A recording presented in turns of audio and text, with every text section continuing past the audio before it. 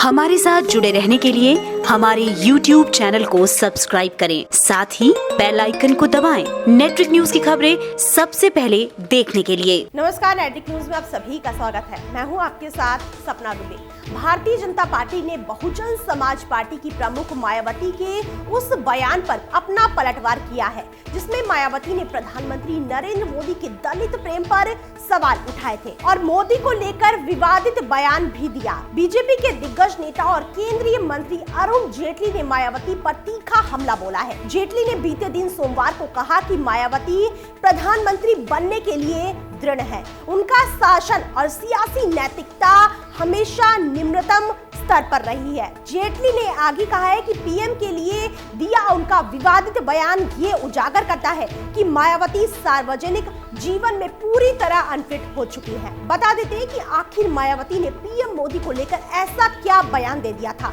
कि वित्त मंत्री अरुण जेटली को मायावती को अनफिट बताना पड़ा। दरअसल बीएसपी प्रमुख मायावती ने अलवर कांड को लेकर पीएम मोदी के दलित प्रेम पर सवाल खड़े किए थे और कहा था कि मोदी का दलित प्रेम नकली है। वो अलवर कांड की आड़ में घृणित राजनीति कर रहे हैं। वो बात अलग है कि मायावती ने राजस्थान सरकार को भी अपने बयानों के जरिए निशाने पर लिया था और कहा था कि अगर अलवर कांड के आरोपियों पर कार्रवाई नहीं हुई तो बसपा राजस्थान सरकार से समर्थन वापस ले सकती है। अलवर कांड पर मायावती वैसे तो पीएम मोदी पर निशाना साध रही थी, लेकिन इसी दौरान उन्होंने पीएम मोदी की पत्नी को भी घसीट लिया और कहा कि बीजेपी के लोग महिलाओं का सम्मान नहीं करते। यहाँ तक कि राजनीतिक स्वार्थ के लिए पीएम मोदी ने अपनी पत्नी को भी छोड़ दिया। मायावती ने ये भी आरोप लगाया था कि बीजेपी नेताओं की पत्नियां अपने पतियों को मोदी से मिलाने से डरती हैं। उन्हें डर सताता है कि कहीं वो भी अपनी पत्नियों को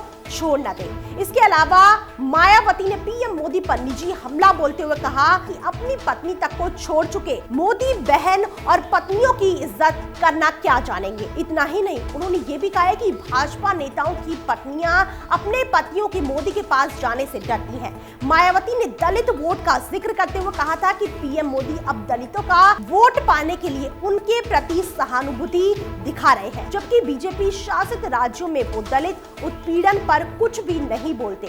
गुजरात के ऊना कांड में भी अपनी पार्टी के मुख्यमंत्री से इस्तीफा नहीं लिया और न ही रोहित वेमुला कांड में कैबिनेट मंत्री से इस्तीफा लिया था। इससे पहले अलवर कांड को लेकर प्रधानमंत्री नरेंद्र मोदी ने एक रैली में संबोधन के दौरान मायावती पर निशाना साधा था।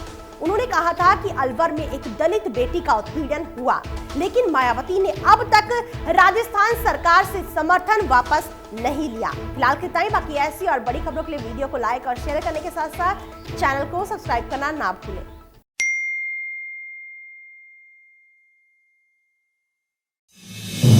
आप देख रहे हैं नेट्रिक न्यूज, साहस सच कहने का।